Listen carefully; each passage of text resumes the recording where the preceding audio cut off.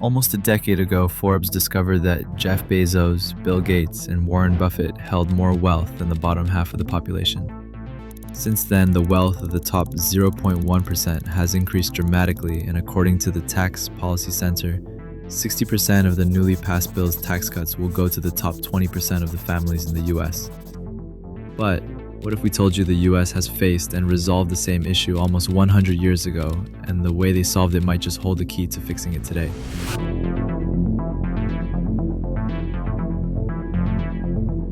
Just after the United States was founded, the wealth inequality was the lowest in the world. Because to be in America, you had to be a fairly wealthy person. Extremely cheap land on the West helped to establish an equally growing economy. Time passed, and as more people sailed to the land of opportunity, the upper class emerged. In 1860, the top 1% had their hands on one-third of the income coming from properties, and they were the only players in the newly booming financial system, which contributed to a massive growth in their wealth. Sounds familiar, huh? Well, they got even richer. The Industrial Revolution made the wealth even more concentrated, and people like the Rockefellers came up. They monopolized entire industries in their favor and were profiting off of it, making the financial gap between them and the rest even larger. Despite the first income tax introduced in 1913, the inequality grew and reached its peak in the late 1920s. It all changed when Franklin Roosevelt took office as president in 1933. He introduced the New Deal, a series of revolutionary reforms meant to counter the Great Depression and growing inequality. The Fair Labor Standards Act pulled many people out of extreme poverty and raised quality of life. Child labor was banned, minimum wage and a 40-hour work week were introduced. Thanks to other changes, people were now able to make labor unions, which pushed for improving work conditions.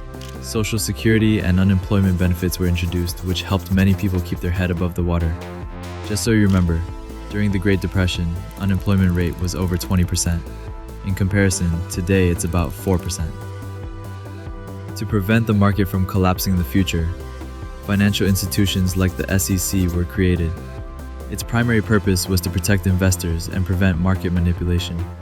Now, everybody knows how that went. But the question arises, did the New Deal pull the US out of the hole that was the Great Depression? Well, it helped.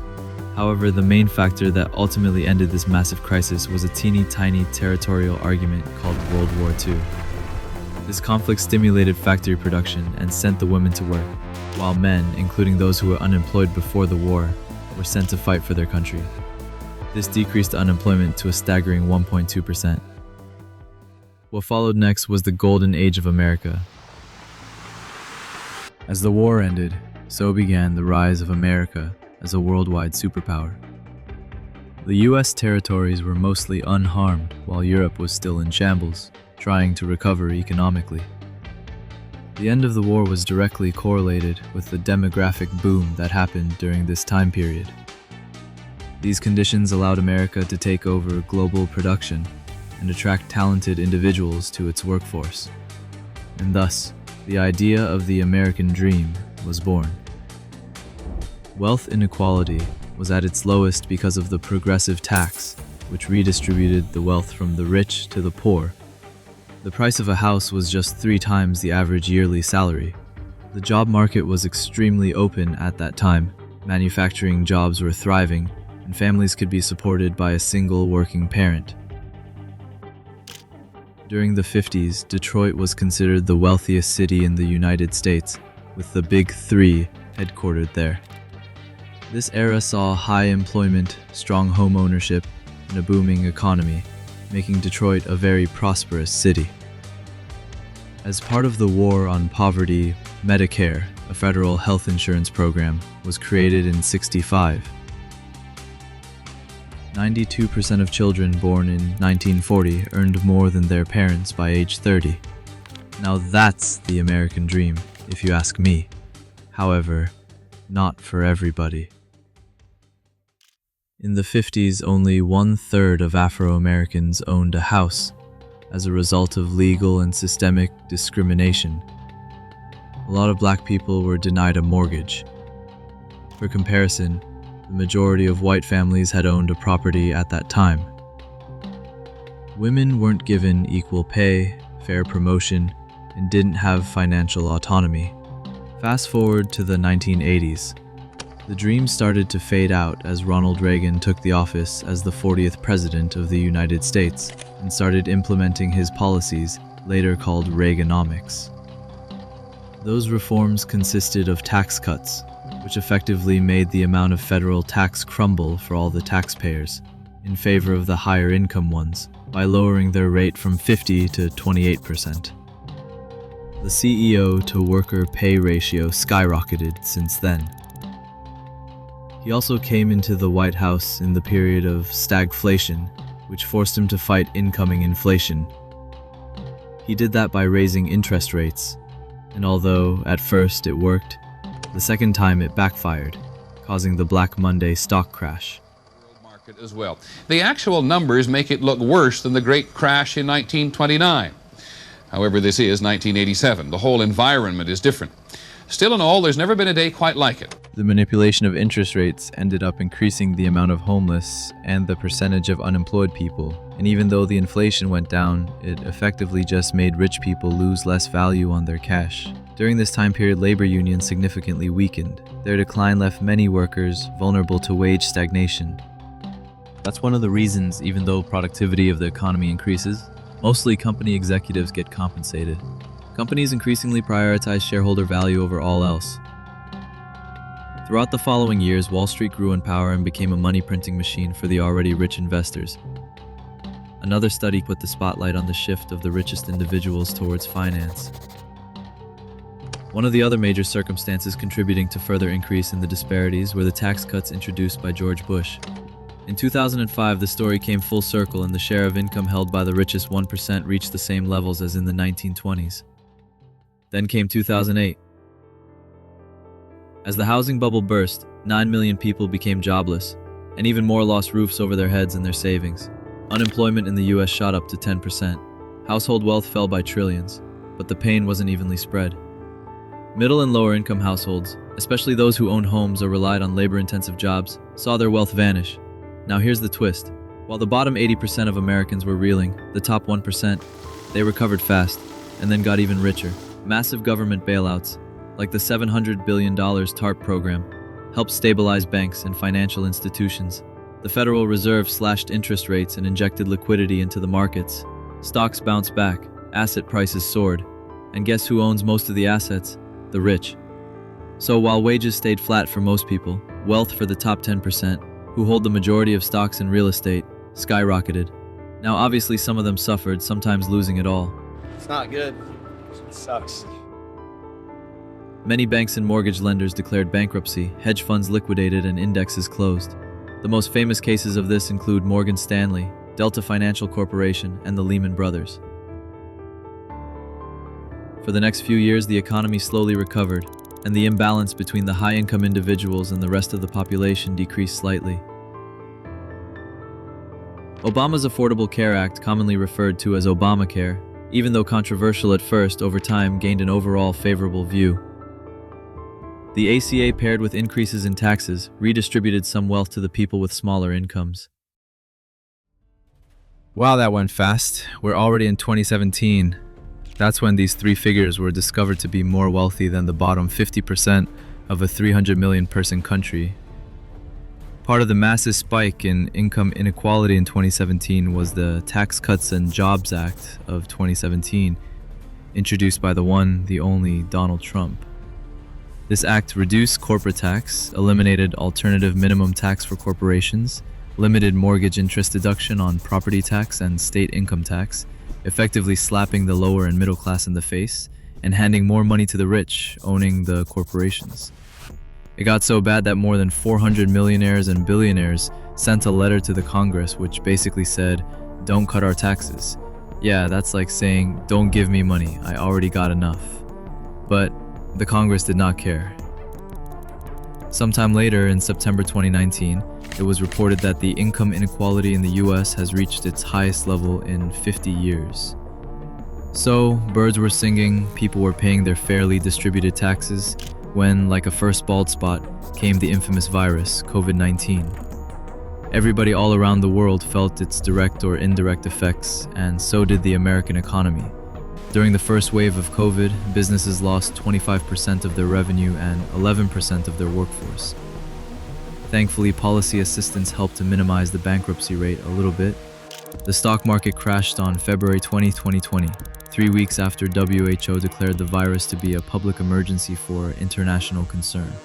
However, the way that rich people exploited this was when the Fed started selling bonds and treasuries on incredibly low interest rates. Technology companies were on a tear as people flooded to their computers, phones, and streaming services, so the tech company stocks were booming. And the majority of the owners of those stocks are members of the upper class. The government injected $2 trillion into the economy as part of the unemployment benefits, company loans, and tax returns, increasing inflation and therefore the value of assets. The crisis caused shortage of goods and price gouging. The wealth of billionaires skyrocketed, and between March 2020 and the end of 2021, they collectively gained $2 trillion. Now let's talk about another problem. You've probably heard the word lobbying. If you look it up, you're going to find out that lobbying is a way of attempting to influence government officials. Now you may ask, hey, isn't that a bribe? Well, technically it isn't, because lobbying uses legal ways to do so. But guess who creates these laws? That's why when Trump was inaugurated, these gentlemen were there. Do you really think Elon Musk donated at least $250 million without wanting anything in return? Or did you know that Jeff Bezos owns the Washington Post?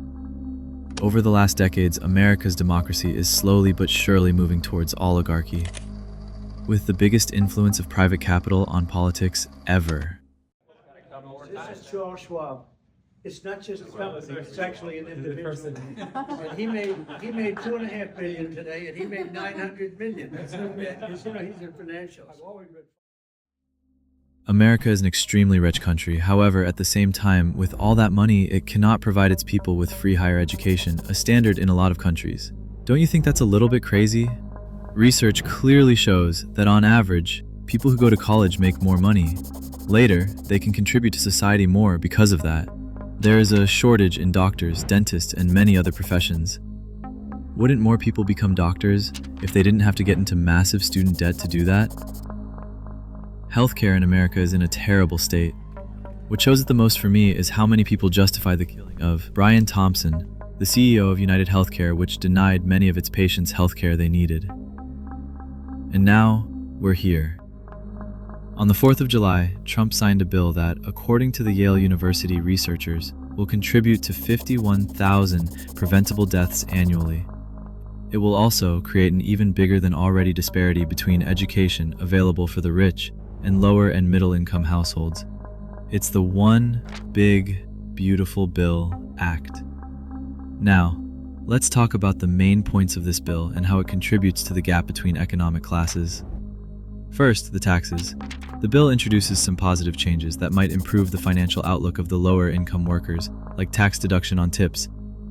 However, according to the Tax Policy Center, this bill will cut $300,000 of taxes for the top 0.1% of households, compared to the middle income households getting deducted only $1,800 of taxes. But wait, it gets worse. You see, this act cuts over $1 trillion in federal spending for Medicaid and requires 5 years of waiting for green card holders to apply for Medicaid. It also increases funding for the military and for the Immigration and Customs Enforcement, making it the most funded government agency in America. So basically, the people who need Medicaid and are new residents of the country can't get it, and the whole Medicaid, which is used primarily by middle and lower income households, will now receive way less funding, and that's not the end. It also requires federal food assistance beneficiaries from age 19 to 64 to work at least 80 hours a month, increasing the age from 54. That means that old people in a worse life situation have to work just to get food from the government. Now remember when I said that the gap between the education available for the rich and lower and middle income households will increase? That's because the cap for the student loan for a professional degree is now $50,000 yearly and $200,000 lifetime. This means that those who will try to graduate from some of the more prestigious schools won't be able to afford the tuition. without talking about other expenses. That is, of course, if they don't have external funds. We think that this act is very damaging to the poor and polarizing class-wise, and we are not alone in that thought. On average, only 29% of Americans support this bill, which shows that the general public is waking up to the inequality that is present in the United States. So we come to the end of this video, and the answer you've all been waiting for. Can America become the land of equal opportunity again? Yes, but it won't be easy. It will be way more complicated because of the financialization of the economy and the digitalization and an ability to just leave the US as a wealthy household owner. For example, in Norway, when the rich were taxed, $450 million was lost because the wealthier individuals simply left the country. However, the taxes on those individuals must be implemented. We believe that a limit on executive pay should be introduced, and we are not alone in that thought. It's a bad system, and it needs improvement. Because frankly, the CEOs of America, they don't care whether their boards are diverse or not diverse or anything of the sort. They care about how much money they make in a great many cases. The time is now, because if something doesn't change very soon, the problems the US already experiences will become even greater. Homelessness will increase and become even more visible. We strongly believe that the big, beautiful bill is a time bomb. But the thing that we have to remember as normal people is that both parties serve the wealthy, but Democrats pretend they don't. It's not a Democrats versus Republicans issue. It's the extremely rich and powerful versus the rest issue.